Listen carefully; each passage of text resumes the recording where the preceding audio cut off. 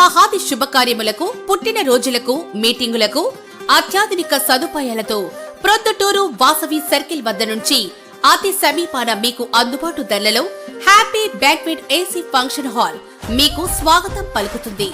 మా function hall నందు వంట సామాగ్రి మరియు విశాలమైన కార్ పార్కింగ్, అతి తక్కువ మెయింటెనెన్స్ ఖర్చుతో ఏ ఫంక్షన్ అయినా మా happy banquet AC function hall నందు జరుపుకొని ఆనందాన్ని పొందండి. బుకింగ్ కొరకు సంప్రదించండి.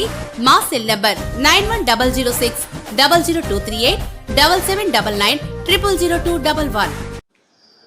ప్రస్తుతం రాష్ట్రంలో రావణ కాష్ట జరుగుతూ ఉంది. ప్రజలారా, రావణ కాష్ట జరుగుతూ ఉంది.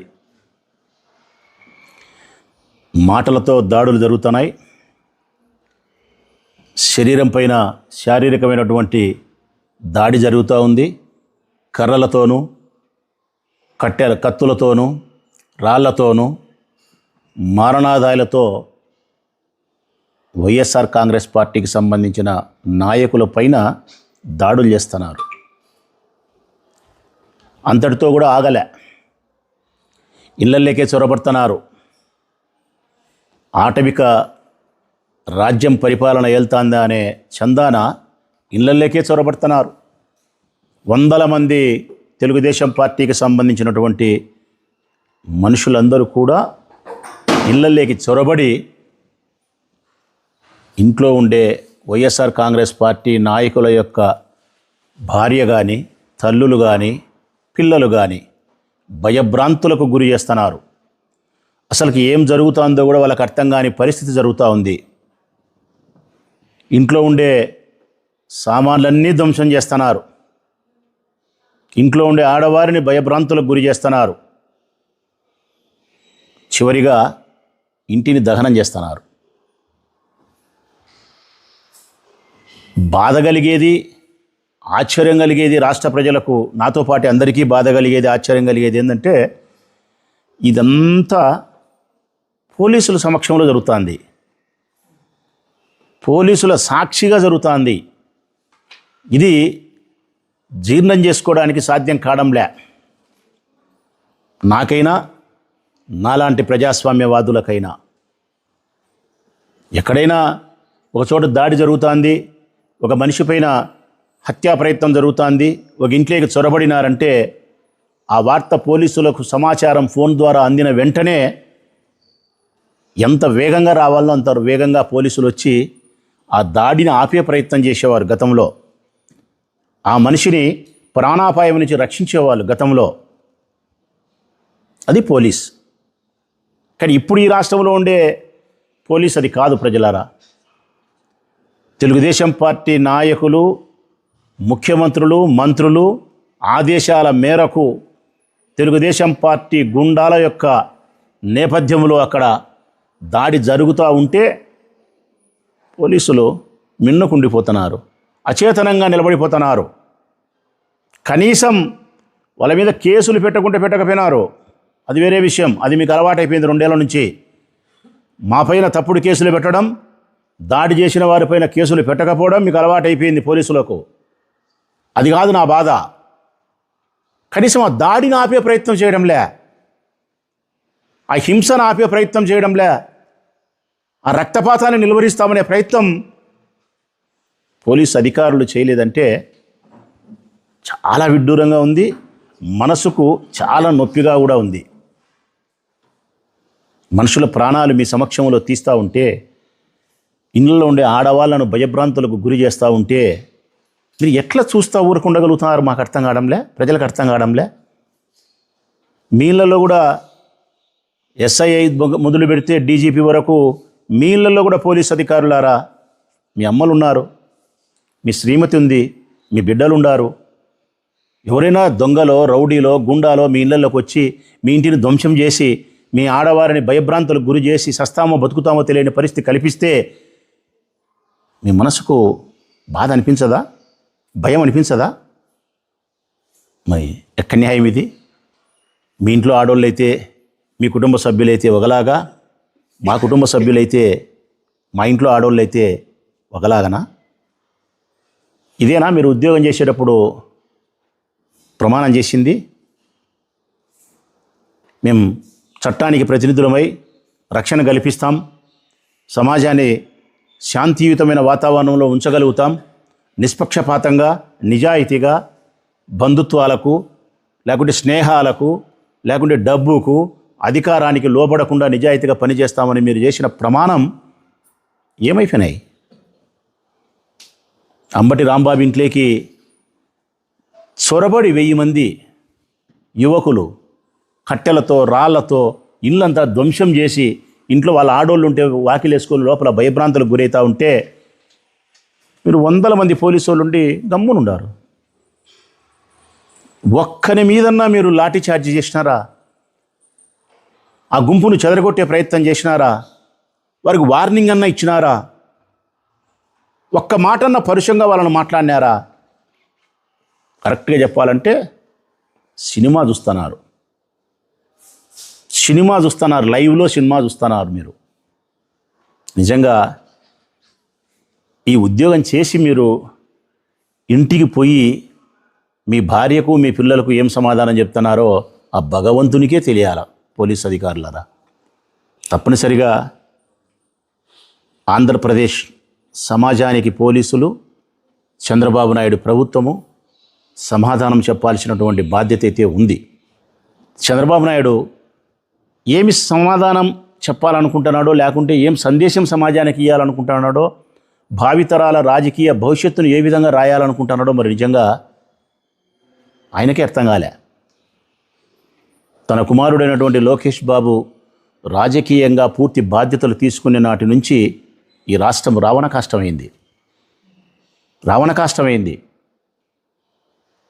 ఒక రెడ్ బుక్ అని భయాన్ని కల్పించే విధంగా ఒక రెడ్ బుక్ తీసుకొచ్చినారు. ఎక్కడైనా ప్రభుత్వం ఏర్పడితే ప్రజలకైనా రాజకీయ ప్రత్యర్థులకైనా ఒక నమ్మకం కలిగే విధంగా ఉంటుంది. కొత్త ప్రభుత్వం ఏర్పడితే ఏదో పాత ప్రభుత్వాన్ని మేము వద్దనుకున్నాం, కొత్త ప్రభుత్వాన్ని తెచ్చుకున్నాం, మాకు ఇదిగో ఈ అభివృద్ధి చేస్తారు, ఈ సంక్షేమాన్ని ఇస్తారు, మా జీవితాలకి వెలుగునిస్తారని చెప్పి ఎవరైనా ఆశగా, నమ్మకంగా, సంతోషంగా స్వాగతిస్తారు. కానీ మీరు తీసుకొచ్చిన రెడ్ బుక్ రాష్ట్రంలో భయాన్ని కలిగిస్తుంది.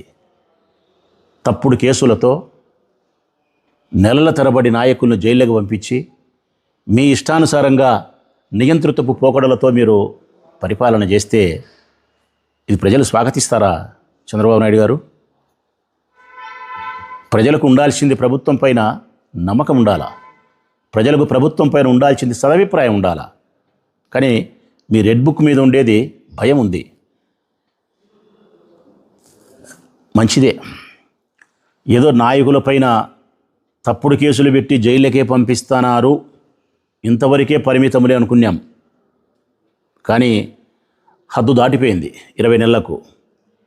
ఈరోజు రెడ్ బుక్ కాస్త, రెడ్ బుక్ అంటే వైఎస్ఆర్ కాంగ్రెస్ పార్టీ నాయకులపైన, కార్యకర్తలపైన తప్పుడు కేసులు పెట్టి నెలల తరబడి జైల్లో ఉంచడం రెడ్ బుక్ చేసే పని అని అనుకుంటున్నాం సమాజం అంతా, ఆంధ్రప్రదేశ్ సమాజం. 20 నెలల తర్వాత ఇప్పుడు చూస్తుండేది ఏంటంటే, నాకు అనిపిస్తూ ఉండేది రెడ్ బుక్ కాస్త రూపాంతరం చెంది రెడ్ బుక్ కాస్త బ్లడ్ బుక్ అయింది. ప్రజలారా, రెడ్ బుక్ ఏమో మమ్మల్ని జైళ్ళల్లో పెట్టిన వరకు పరిమితమైంది, అది ఇప్పుడు బ్లడ్ బుక్ ఏమో మా రక్తాన్ని రుచి చూడాలంటుంది. వైఎస్ఆర్ కాంగ్రెస్ పార్టీ నాయకుల యొక్క రక్తాన్ని రుచి చూడాలంటుంది. మరి ఈ రక్తపాతము, మీరు రాసే ఈ రక్త చరిత్ర ఈ ఆంధ్రప్రదేశ్ రాష్ట్రాన్ని ఎటువైపు తీసుకుపోతాదో, ఇది ఎక్కడ ఆగుతుందో కూడా తెలియని పరిస్థితి ఉంది ఈరోజు. భావితరాల రాజకీయ మన వారసులకు ఏం సమాధానం చెప్తారో మరి ఈరోజు చంద్రబాబు నాయుడు గారు. రేపు రాబోయే రాజకీయ భవిష్యత్తులకు మీరు ఏం సమాధానం చెప్తారు? ఎవరైనా ఈ రాష్ట్రంలో రాజకీయాల్లోకి రావాలంటే సాహసిస్తారా? ప్రజలకు సేవ చేసేదానికి నిస్వార్థపూరితమైన ఆలోచనలతో ప్రజలు ముందుకొచ్చే పరిస్థితి ఏ యువకులైనా ముందుకొస్తారా? వాళ్ళ తల్లిదండ్రులు ముందుకు రాణిస్తారా? ఇటువంటి చర్యలకు మీరు పాల్పడితే రాజకీయ నాయకుల యొక్క ప్రాణాలకు భద్రత లేదు, రాజకీయ నాయకుల యొక్క ఆస్తులకు భద్రత లేదు, రాజకీయ నాయకుల యొక్క కుటుంబ సభ్యులకు కూడా భద్రత లేదు. ఇక రాజకీయ నాయకులకు ప్రాణాలకు, ఆస్తులకు, గౌరవానికి, దేనికి భద్రత లేనప్పుడు రాజకీయాల్లోకి ఎవరు వస్తారు? ఈ సమాజాన్ని ఉద్ధరించడానికి ఎవరు సంసిద్ధమవుతారు? ఇదే ఈరోజు చంద్రబాబు నాయుడు రాస్తూ ఉండే బ్లడ్ బుక్ ద్వారా రక్త చరిత్ర. చంద్రబాబు నాయుడు గారు ఏమంటారు? నీ పుట్టుకే తప్పుడు పుట్టుక జగన్, నీ పుట్టుకే తప్పుడు పుట్టుక జగన్. ఇది ఏమని అర్థం ప్రజలారా? మా జగన్ పుట్టుకే తప్పుడు పుట్టుక అంటే దీని అర్థం ఎంత దూరం పోతుంది? దీని మీద చంద్రబాబు నాయుడు గారి మీద కత్తులు కర్రలతో దాడులు చేయాలనా? కనీసం చట్ట ప్రకారమైన చర్యలు తీసుకోవాలనా? తీసుకోలే జగను. మరొక మాట ఏమన్నాడు ఆయన? మీ అమ్మ మొగుడిచ్చినాడా, మీ అమ్మమ్మ మొగుడిచ్చినాడా, మీ నాయనమ్మ మొగుడిచ్చినాడా? చంద్రబాబు నాయుడు అమ్మ మొగుడు రమ్మను తేల్చుకుంటా అని అమ్మటి రాంబాబు అనేందుకు అమ్మటి రాంబాబును సంపనీకి ప్రయత్నం చేసినారే. ఇక్కడ 3 సార్లు ముగ్గురిని అన్నాడు. మీ అమ్మ మొగుడని జగన్ను, జగన్ అమ్మమ్మ మొగుడని రెండోది, జగన్ వాళ్ళ నాయనమ్మ మొగుడా అని మూడోది. ఏమనాలయ్యా మరి? ఏమనాలా? ఇవన్నీ మీరు మాట్లాడింది ఎప్పుడు తెలుసునా? ఈ ప్రభుత్వంలో కాదు, మా ప్రభుత్వంలో మాట్లాడినారు.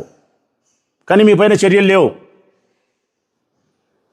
మీరు ఇట్లా తయారయ్యేదానికి కారణం, మేమిట్లా బాధించబడడానికి కారణం, మా తల్లులను మా భార్యలను ఇళ్ళల్లోకి చొరబడి లంజా లపక అని మాట్లాడుతుంటే హీనమైనటువంటి స్థితిలో మేము భరించి బతకడానికి కారణం మిమ్మల్ని అట్లా తయారు చేసింది మా జగన్.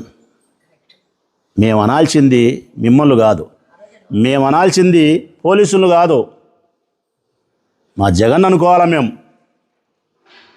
ఈరోజు మేము బాధపడేదానికి కారణం ఆనాడు మీ పైన చర్యలు తీసుకోకుండా ఉండడం, ఆనాడు మీ పైన మేమెవరము దాడులు చేయకుండా మమ్మల్ని ఆపినాడు. చూడి, ప్రజాస్వామ్యాన్ని పరిరక్షించాలని, ప్రజలకు తప్పుడు సంకేతాన్ని ఇవ్వకూడదని చెప్పి ఒక సంస్కరణ దిశగా రాజకీయాలు నడపాలని చెప్పి మమ్మల్ని ఆపినాడు. చూడి, మా జగన్ అనాల, మా మెట్టుతో మేము కొట్టుకోవాలా, మా జగన్ బొమ్మ చూసుకొని మా మెట్టుతో మేము కొట్టుకోవాలా. అయ్యా నువ్వు చేసిన పనే అని. మా జగనేగా నా బుద్ధు వేరుగా ఉండింటే ఈ బుద్ధు మీకు ఈ పరిస్థితి లేదు. మీరు నెక్స్ట్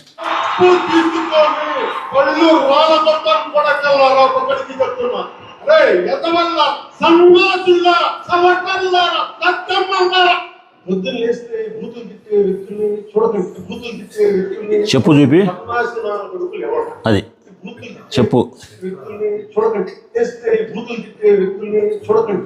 అది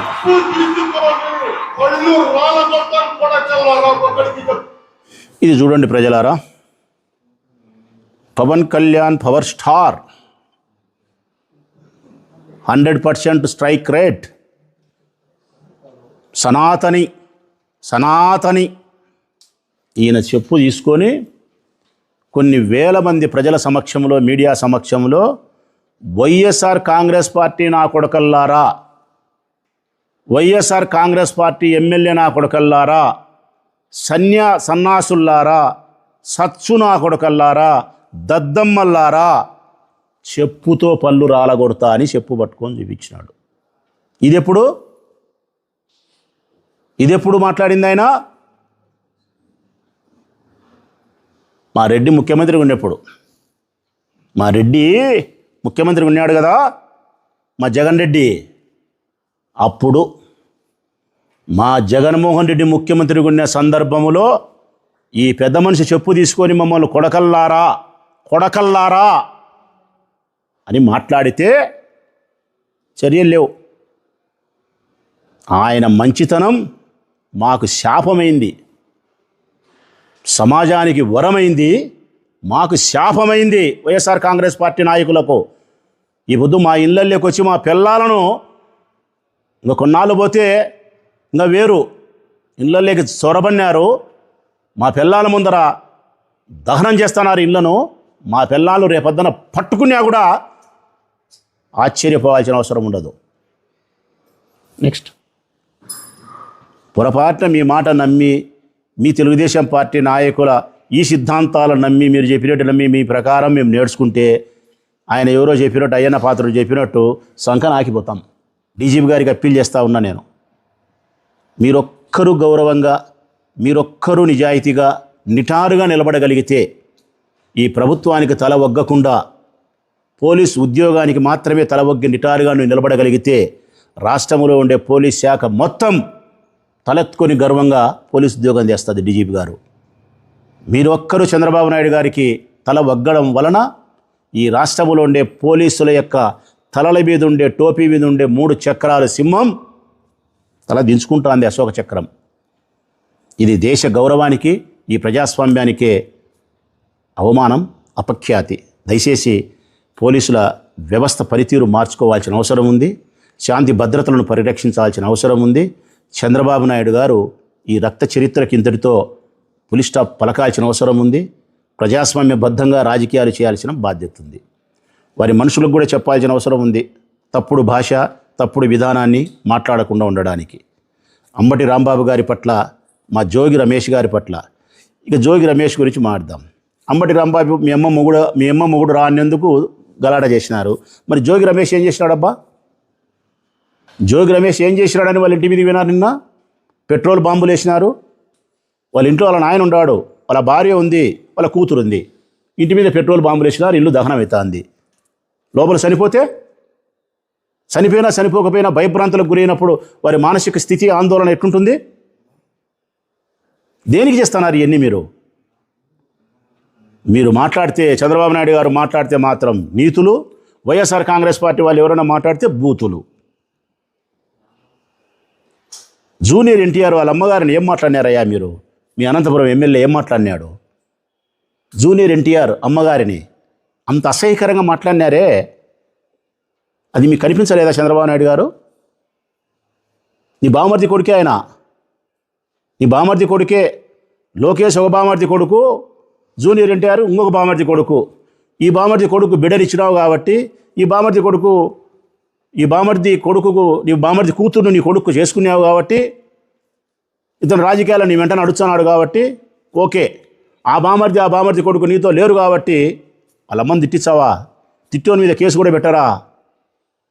చూడుపో, అనంతపురంలో ఆ ఎమ్మెల్యే చేస్తాండే రావణ కాష్ట, విచ్చలవిడి అవినీతి, విచ్చలవిడి దుర్మార్గం.